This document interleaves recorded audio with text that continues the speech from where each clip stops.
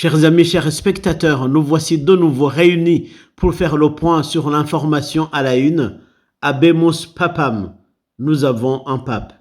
Dans cette émission spéciale, nous reviendrons sur l'ambiance exceptionnelle qui régnait sur la place Saint-Pierre en attendant l'élection du nouveau souverain pontife. Nous mettrons ensuite en lumière quelques extraits marquants du discours inaugural du pape Léon XIV avant de conclure par un aperçu de sa biographie. Un grand merci au Père Zéphirin pour les vidéos et les images capturées depuis Vatican au cœur de la place de Saint-Pierre. Merci beaucoup, mon Père, pour avoir pris ces images. Pour que la fameuse fumée blanche s'échappe de la cheminée de la chapelle Sixtine, deux conditions devraient être réunies. D'abord, l'élection du nouveau pape à la majorité des 2/3, soit 89 voix sur 133 cardinaux électeurs. Ensuite, l'acceptation par l'élu de cette lourde tâche. Ces conditions remplies, la fumée blanche est apparue aux environs de 18h, annonçant officiellement l'élection du nouveau pape en ce 8 mai 2025. Dans l'attente de la proclamation officielle par le cardinal français Dominique Mamberti, puis de l'apparition du pape pour saluer le peuple de Dieu, prononcer un premier discours et bénir l'Assemblée, la garde suisse a défilé tandis que les hélicoptères survolaient le Vatican. L'atmosphère était à la fois joyeuse et solennelle, marquée par des acclamations enthousiastes. Sur la place Saint-Pierre, je vous prie de suivre l'extrait. Murabona ko akanyamuneza kari kenshi cyane mw'ico kibanza citiriwe umweranda Petero i Roma. Turashimiye Patiri Zefira dufatiye ayo masanamu. Burya umupapa akaba umusubirizi wa Petero n'umwungere adasanzwe muri Ekleziya no ku isi yose. Rappelons que le pape Léon XIV a été élu au 4e tour, ce qui classe cette élection parmi les plus rapides de l'histoire récente. À titre de comparaison, le pape Benoît XVI a été élu au 5e tour également, tandis que le pape François l'a été au 5e tour. Généralement, il s'écoule entre 45 minutes et 1 heure entre l'apparition de la fumée blanche et celle du nouveau pape. Dans cette attente, nous vous proposons d'écouter le témoignage du Père Zéphirin Gendakumana qui partage ses impressions depuis la place Saint-Pierre. Ça, c'est la joie qui est à la place Saint-Pierre où nous attendons que le pape qui vient d'être élu soit présenté à la foule qui l'attend pour être béni. Et nous sommes très heureux d'avoir un nouveau pape. À 19h12, ce 8 mai 2025, le cardinal Dominique Mamberti a prononcé la formule tant attendue « Habemus Papam ». Le cardinal Robert Francis Prévost est ainsi devenu le pape Léon XIV, 267e pape de l'Église catholique romaine. Dans son premier discours, le pape Léon XIV a articulé son message autour de 3 priorités pour l'Église d'aujourd'hui que nous allons vous dire. Une Église missionnaire ouverte au dialogue et engagée pour la paix. Il a souligné l'importance de la résurrection du Christ, le bon pasteur, comme source d'unité et de paix dans le monde. Il a déclaré, je le cite, « Je m'adresse à tous les peuples, à la terre entière, que la paix soit avec vous. » Ajoutant, « Le mal ne gagnera pas. Nous devons être unis pour ne faire qu'un seul peuple. » Fin de citation. Selon le nouveau pontife, la paix que donne le Christ ressuscité est unique. Je le cite. La paix désarmée, une paix désarmante, humble et persévérante qui vient de Dieu, un Dieu qui aime tous sans condition. Le dialogue et la rencontre sont pour lui des ponts vers la véritable paix et vers l'annonce de l'Évangile. Il a affirmé, je le cite, « Je marcherai avec vous dans une église unie, toujours en quête de paix, de justice, sans peur pour proclamer l'évangile, pour être missionnaire. » Fin de citation. Pour lui, une église missionnaire est une église accueillante.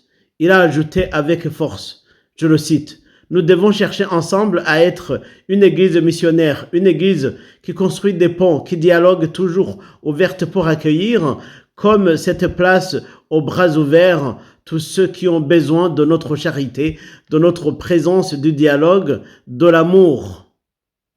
Missionnaire de longue date au Pérou, le pape Léon XIV a insisté sur l'importance d'une foi partagée en église. Il s'est aussi adressé aux plus pauvres, soulignant l'urgence pour l'Église de sortir.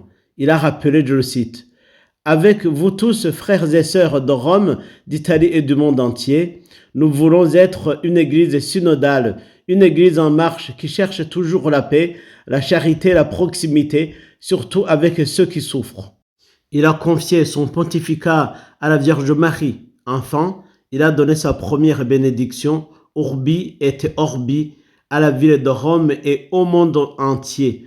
Je vous prie de l'écouter un tout petit peu.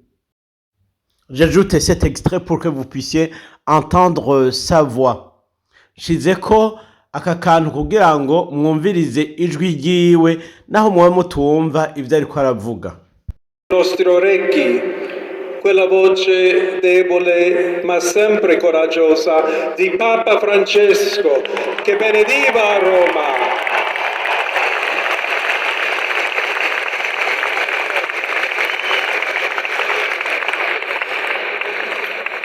Il Papa che benediva Roma dava la sua benedizione al mondo intero, quella mattina del giorno di Pasqua. Consentitemi di dar seguito. Voici quelques éléments de sa biographie. Le pape Léon XIV, 267e pape de l'Église catholique, est le premier pape à être originaire des États-Unis, précisément de Chicago. Âgé de 69 ans, il a été nommé cardinal en 2023 par le pape François. Jusqu'à son élection, il occupait la fonction de préfet du dicastère pour les évêques, religieux de l'ordre de Saint-Augustin, comme le pape François l'était des Jésuites. Il a exercé une longue mission au Pérou, ce qui explique son attention aux pauvres. Fils de lui, Marius Prévost, descendance française et italienne, et de Mildred Martinet, d'origine espagnole, le pape Léon XIV possède une riche formation académique.